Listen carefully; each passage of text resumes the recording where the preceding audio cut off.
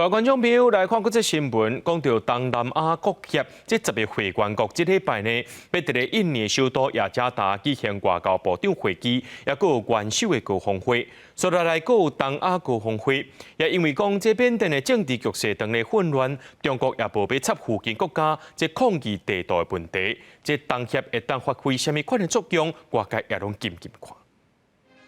印尼总统佐科威初五以地主的身份欢迎东南亚国协各国领袖来到，不过会员国之一的缅甸被迫无出席，因为2021年军事政变杀到民选政府紧急状态失败延长，直接到2024年2月。当时军政府中办全国大选的约束也一直跳票，所以做到东协禁止参加峰会等高层会谈。不过，同一个时间，泰国政府家己派团前往缅甸，分别甲军政府领袖米昂莱、参谋长尤万洪两级的沃森书记会面，凸显东协各国伫缅甸问题上，犹原是各人做各人的，无法度采取一致的做法。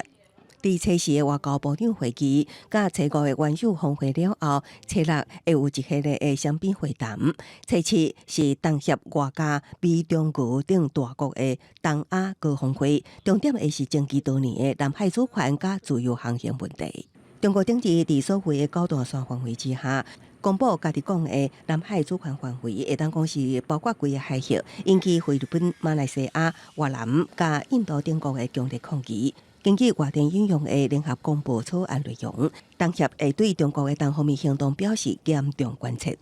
Tantangan masa depan semakin berat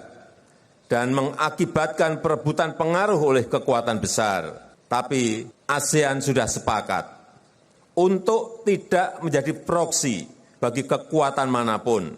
untuk bekerja sama dengan siapapun